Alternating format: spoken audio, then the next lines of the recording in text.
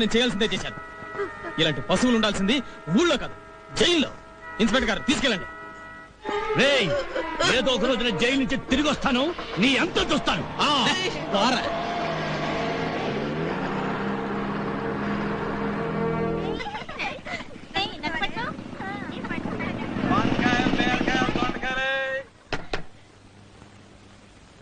నువ్వు ఎన్నిసార్లు తలుపు బాదినా నేను తీయనంటే తీయను.